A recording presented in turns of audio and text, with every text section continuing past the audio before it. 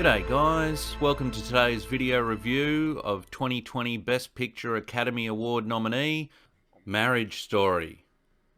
We start on a montage of Nicole, played by Scarlett Johansson, while we hear a voiceover from her husband Charlie, played by Adam Driver. He's saying all the things he loves about Nicole. It then changes to a montage of Charlie, with a voiceover of Nicole saying what she loves about him. Then we cut to the marriage counsellor's office in New York City. He's assisting them go through the divorce, where the voiceovers that we just heard are notes that they've written to each other for therapy, but Nicole refuses to read hers aloud. We then see them at work together. Charlie is a theatre director and Nicole is an actor.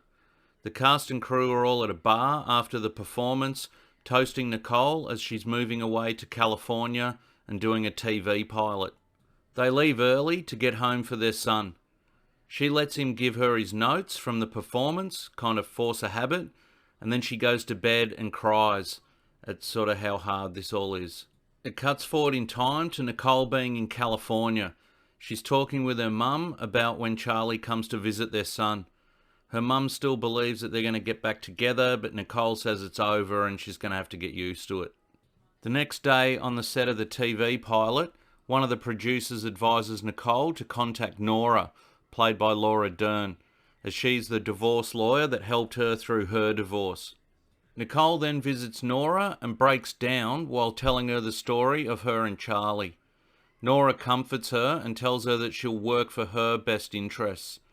Nicole says she doesn't want to be aggressive and wants to stay friends with Charlie. Nora pushes for more info, or dirt really, as soon as she mentions a one-night affair that Charlie had with a cast member with the theatre company. Nora's eyes light up. The next scene is Nicole in the kitchen with her mum and her sister, trying to work out how to serve Charlie the divorce papers, instructed by Nora, as he's coming to visit his son very soon. He arrives at the house and everyone's in a jovial mood. Charlie's happy because he just won a grant for the theatre company. Nicole's sister ends up serving him the divorce papers by accident, and for Charlie, the reality starts to set in. That night, after he reads to his son, Nicole asks him where's he planning on staying tonight. He assumed he'd just be staying there, so he leaves and gets a hotel. The next day, Charlie meets with a divorce lawyer, Jay Marotta, played by Ray Liotta. This lawyer is not only extremely expensive, but also very aggressive. The basis of Charlie's case is that the family lives in New York. However, the kid is currently settled in a school in Los Angeles. They were also originally married in LA, and he was served the divorce papers there also. This is now an LA case, and unless the kid is in New York, he has to have a LA lawyer. These lawyers want to drag Nicole's mum and family into it, and say that Nora, Nicole's lawyer, is going to try and portray him as a neglectful father. Charlie can't believe it and can't afford it, so he leaves and goes back to New York.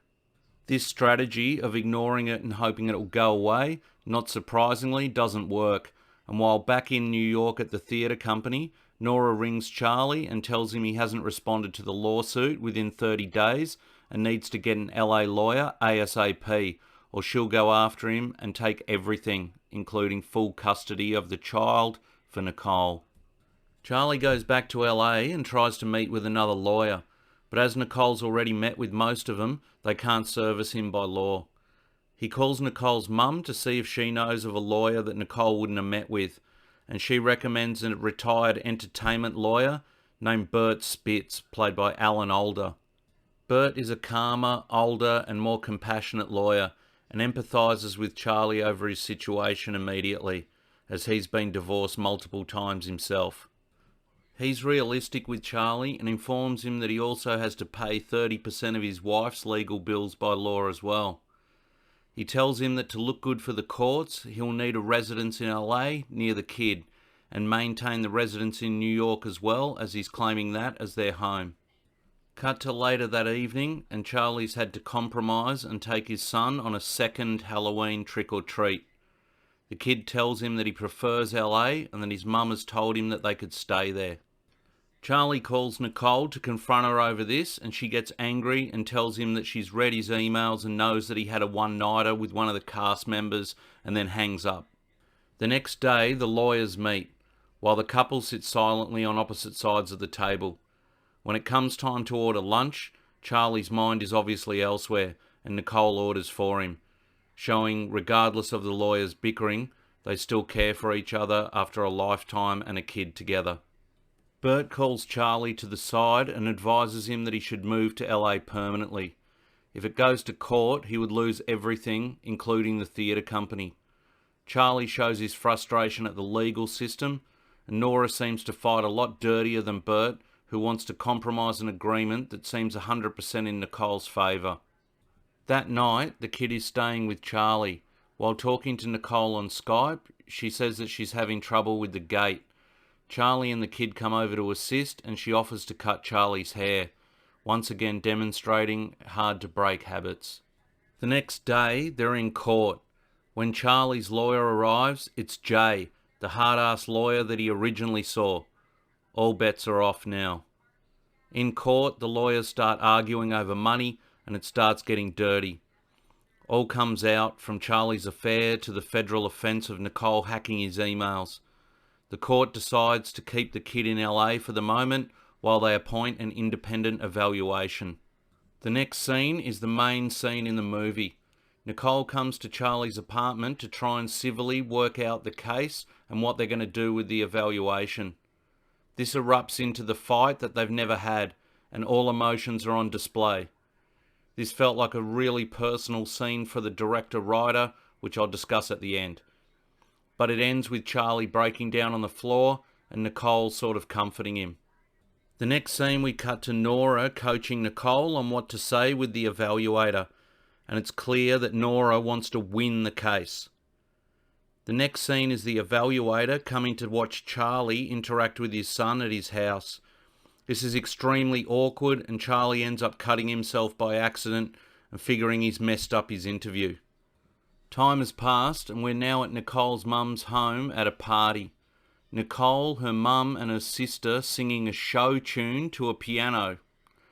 Charlie's dropped his claim for his son having to move to New York. Nora's there, and she tells her that she managed to get 55-45 split on custody, so she'll have the kid one more day a month than he will. When Nicole questions why, Nora says, "You won. We can't have him bragging to his mates that he got one up on you." We cut back to Charlie in New York signing the divorce papers. He's with his theatre group in a bar, and in a bizarre turn gets up and sings a show tune. The last scene is Charlie turning up at his ex-mother-in-law's to see his son. Nicole's been nominated for an Emmy, and Charlie's taken a residency at UCLA to be closer to his son. He goes upstairs to see his son, who's found an old letter that he's attempting to read. Charlie sits down and helps him spell out the words and read through it. It's the voiceover monologue from the start that Nicole refused to read out aloud in therapy. Nicole's standing in the door overhearing it, and Charlie chokes up while he reads it. The final scene, Nicole lets Charlie take their son on her night. Let me start by saying that Marriage Story is not the sort of movie that I'd normally watch. However, for anyone who's ever gone through a divorce or had a fight with their significant other and had a breakup, then you'll definitely be able to relate to this movie. The movie synopsis is a look at a marriage breaking up and a family staying together. I'd say this is 100% accurate. I've heard it described by others as a modern update on Kramer versus Kramer, but I think it goes beyond that in certain ways, but it definitely has comparable acting to Dustin Hoffman and Meryl Streep. Scarlett Johansson and Adam Driver really are this movie, and both have their acting powers on full display.